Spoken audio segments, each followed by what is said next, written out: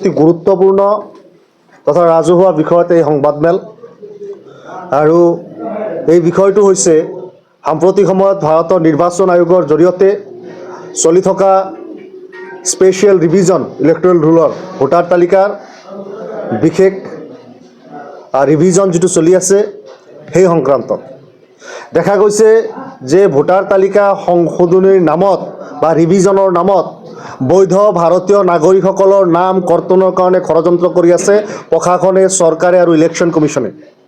আমি খুব স্পষ্টভাৱে এই অভিযোগ উত্থাপন কৰিছোঁ যে ভোটাৰ তালিকাৰ পৰা ভোটাৰৰ নাম কৰ্তনৰ বাবে ইতিমধ্যে তেওঁলোকে ষড়যন্ত্ৰ আৰম্ভ কৰিছে। বিভিন্ন মৌখিক আৰু হোৱাটছআপ গ্ৰুপৰ জৰিয়তে তথাকথিত আনঅফিচিয়েল যি ইনষ্ট্ৰাকশ্যনসমূহ BLO ছুপাৰভাইজাৰ তেওঁলোকলৈ পঠিওৱা হয় আৰু তাৰ জৰিয়তে গ্ৰাম্য অঞ্চলত শেহতীয়াভাৱে কোৱা গৈ আছে যে আপোনালোকে 7 নম্বৰ ফৰ্ম ফিল আপ কৰক। আজি চাওক, চেঙা সমষ্টি এটি সীমামূৰীয়া অঞ্চল, কামৰূপ জিলা, নলবাৰী জিলা আৰু গোৱালপাৰা জিলাৰ সীমাত অৱস্থিত এখন সমষ্টি। গোটেই ব্ৰহ্মপুত্ৰ নদীখন চেঙা সমষ্টিত, চাৰিওপিনে গৰাখহনীয়া। ক'ৰবাত যদি কোনোবাই গৰাখহনীয়াৰ ফলত ইফালৰ পৰা সিফালে স্থানান্তৰিত হৈছে, তেওঁলোকৰ নামটো জোৰ জবৰদস্তি 7 নম্বৰৰ জৰিয়তে ফৰ্ম 7ৰ জৰিয়তে তেওঁলোকৰ নাম কৰ্তনৰ কাৰণে BLOসকলক নিৰ্দেশ দিয়া হৈছে বা BLOসকলে সেই ফৰ্ম লৈ ৰাইজৰ ঘৰে ঘৰে ঘূৰি আছে। 7 নম্বৰ ফৰ্মৰ জৰিয়তে কিয় ভোটাৰ তালিকাৰ পৰা নাম কৰ্তন কৰিব লাগে আমি স্পষ্ট জবাব বিচাৰিছোঁ। আমি জবাব বিচাৰিছোঁ নিৰ্বাচন আয়োগৰ পৰা যে আপোনালোক বিজেপিৰ বহতীয়া নেকি? আপোনালোক বিজেপি বা চৰকাৰৰ চুতলপিত কাম কৰে নেকি? যদি নকৰে, যিসকলক আপোনালোকে ৰিক্ৰুইট কৰিছে তেওঁলোকে আমাক জোৰ জবৰদস্তি 7 নম্বৰ ফৰ্ম কিয় ফিল আপ কৰি আহিছে? 7 নম্বৰ ফৰ্ম কাৰ কাৰণে চলে? 7 নম্বৰ ফৰ্ম যদি কোনোবাৰ মৃত্যু হৈছে, কোনোবা বয়স কম, তাৰপিছতো নাম উঠিছে ভোটাৰ তালিকাত, অনুপস্থিত বা স্থায়ীভাৱে স্থানান্তৰিত হৈছে বা ইতিমধ্যে অন্তৰ্ভুক্ত হৈছে আৰু ভাৰতীয় নাগৰিক নহয়, তেওঁলোকৰ কাৰণে 7 নম্বৰ ফৰ্ম। এই 7 নম্বৰ ফৰ্মটো কিয় বলপূৰ্বকভাৱে এই মানুহখিনিৰ ওপৰত জাপি দিব বিচৰা হৈছে আমি তাৰ স্পষ্টীকৰণ বিচাৰিছোঁ। আজি যদি কোনোবাই স্থানান্তৰিত হৈছে তাৰ কাৰণে স্পষ্টভাৱে নিৰ্বাচন আয়োগৰ 8 নম্বৰ ফৰ্ম আছে। এই 8 নম্বৰ ফৰ্ম দিয়াৰ লগে লগে কোনোবাই যদি চেঙা সমষ্টি কোনোবা এখন গাঁৱৰ পৰা গোৱালপাৰা জিলাৰ পূব গোৱালপাৰা সমষ্টিত যদি স্থানান্তৰিত হৈছে তেওঁৰ নামটো যাওক, কিন্তু 7 নম্বৰৰ জৰিয়তে ইপিক ID সহকাৰে তেওঁলোকৰ নাম ভোটাৰ তালিকাৰ পৰা কৰ্তন কৰি তেওঁলোকক নাগৰিকত্বহীন কৰাৰ যি ষড়যন্ত্ৰ, এই ষড়যন্ত্ৰৰ স্পষ্ট বিৰোধ আমি AIUDF দলে কৰিছোঁ। আমি স্পষ্টভাৱে জনাই দিব বিচাৰিছোঁ, এই ধৰণৰ ষড়যন্ত্ৰ হ'লে AIUDF দল ৰাজপথত নামিবলৈ বাধ্য হ'ব। AIUDF দল বদ্ধপৰিকৰ। আমি বিগত সময়ত 1997 চনৰ যি স্পেচিয়েল ৰিভিজন আছিলে আমি চাইছোঁ, তাৰ পৰা আমাৰ তিক্ত অভিজ্ঞতা আছে। তাতে দেখা গৈছিল যে হাজাৰ হাজাৰ লাখ লাখ মানুহে হিয়াৰিঙৰ লাইনত থিয় হৈ হিয়াৰিং দিছিল, তাৰপিছত তেওঁলোকক ভোটাৰ বনোৱা গৈছিল। তদানীন্তন অগপ চৰকাৰ আছিল আৰু সেই অগপ চৰকাৰৰ সময়ত আমাক এই ধৰণৰ ৰিভিজনৰ জৰিয়তে ভোটাৰ বনাইছিল।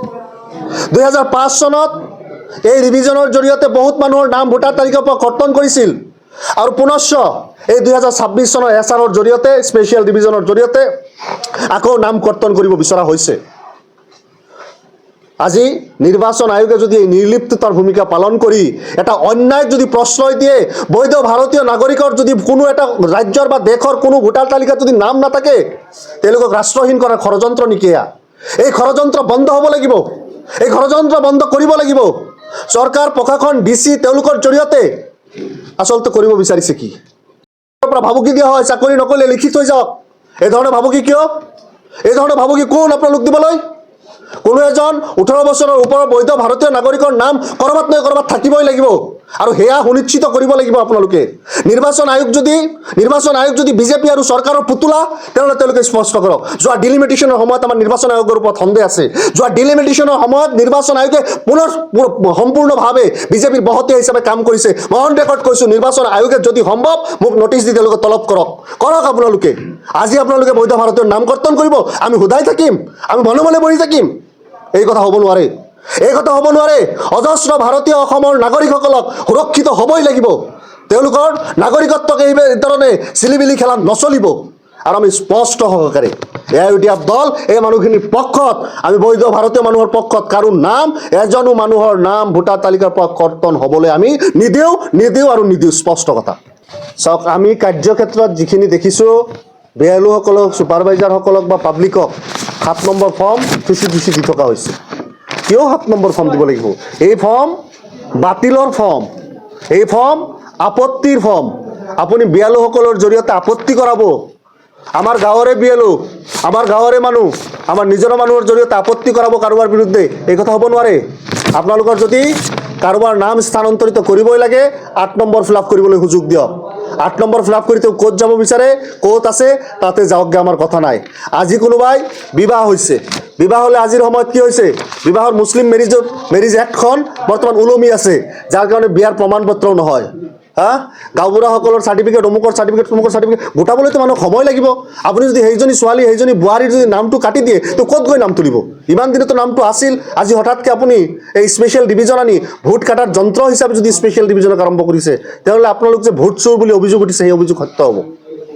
এই যে ভোট কৰ্তনৰ বা ভোট কৰ্তনৰ কাৰণে যি এটা ষড়যন্ত্ৰ ৰচনা কৰা হৈছে এইটো কেৱল গোটেই জনজাতি জনগোষ্ঠীৰ কাৰণে নে এটা বিশেষ চাওক অসমৰ ৰাজনীতিত এই ভোটাৰ তালিকাত দিশ বহুৱা ভোটাৰ তালিকাৰ পৰা নাম কৰ্তন কৰা ভোটাৰ তালিকাৰ লম্বা লাইনত বাচ্চা পৰ্যন্ত জন্ম দিয়া এইবিলাক কেৱল আৰু কেৱল অসমৰ সংখ্যালঘু মানুহক যন্ত্ৰণা দিয়াৰ কাৰণে বিগত সময়ত কৰিছে আৰু এইবেলিও দেখা গৈছে যে বিজেপিক বিৰুদ্ধাচৰণ কৰা মানুহকো এই ধৰণৰ হলঠেকত পলাব বিচৰা হৈছে বা এটা বাৰৰ কাৰণে তেওঁলোকক ভোট কৰ্তন কৰিব বিচাৰিছে আন ক'ৰবাত তেনেকুৱা অভিযোগ উঠিছে যিখিনি অনা অসমীয়া মানুহ বা যিখিনি বিজেপিৰ ভোট বেংক হিচাপে চিহ্নিত হ'ব সেইখিনি মানুহক বা বিজেপিৰ ভোট বেংক যিসকলক ক'ব পাৰি তেওঁলোকৰ নাম আকৌ ক'ৰবাত সোমাই দিব এই ধৰণৰ নহ'ব যিসকল বৈধ ভাৰতীয় এই ঠাইত বসবাস কৰে যিসকলৰ নাম দেশৰ যিকোনো এটা তালিকাত হ'লেও থাকিব লাগিব সেই ব্যৱস্থাটো কৰিব লাগে আমাৰ দাবী অতি সুস্পষ্ট 7 নম্বৰ ফৰ্ম ফিলআপ কৰিবলৈ আপোনালোকে জবৰদস্তি নকৰিব যদি কাৰোবাৰ স্থানান্তৰ কৰিব লাগে 8 নম্বৰ ফৰ্ম ফিলআপ কৰক আমাৰ আপত্তি নাথাকিব